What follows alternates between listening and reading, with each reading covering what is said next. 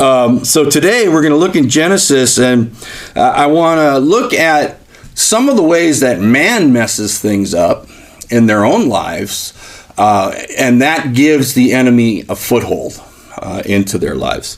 And so starting in Genesis chapter 2, and if you look at verse 8 and 9, it says, and I'm reading from the New International Version, "Now the Lord God had planted a garden in the east in Eden, and there he put the man he had formed. The Lord God made all kinds of trees to grow out of the ground, trees that were pleasing to the eye and good for food. In the middle of the garden were the tree of life and the tree of the knowledge of good and evil."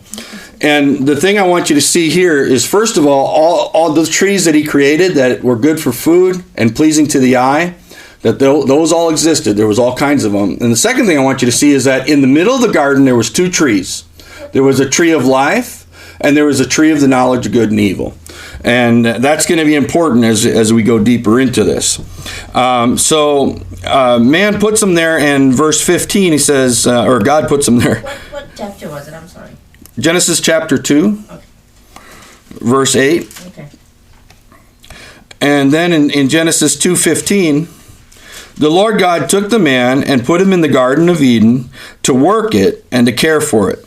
And the Lord God commanded the man, "You are free to eat from any tree in the garden, but you must not eat from the tree of the knowledge of good and evil, for when you eat of it, you will surely die."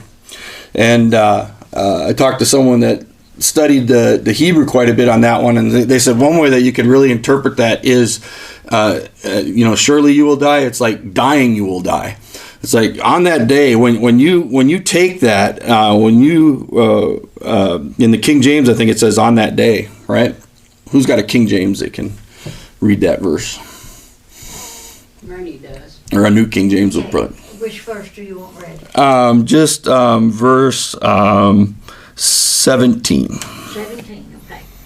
"But of the tree of the knowledge of good and evil you shall not eat, for in the day that you eat of it you shall surely die."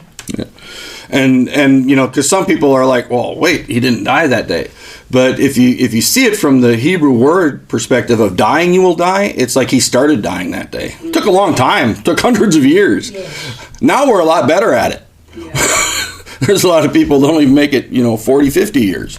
But back then, they didn't. But then as they started seeing more and more death, as disease started to come in, as corruption started to become more and more, now we see lifespans that are shorter. Although with some of the modern medicine, they do all these things. But anyway, the important thing is that he tells them, don't eat of the tree of the knowledge of good and evil, because on that day you're going to start dying, or surely you will die. And that was the command. All the other trees, he said, you can eat of. And he put man there to work the garden.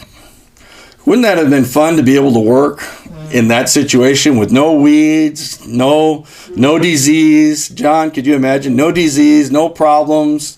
The cows, when it's time to give birth, just, no issues. Everything's good. Everything's healthy. Don't have a bunch of weeds around. Probably wouldn't even have to cut hay and stuff because everything would just be producing so good. They could just go and graze. And man, that would have been something.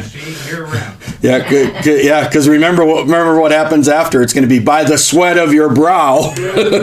You're going to do it.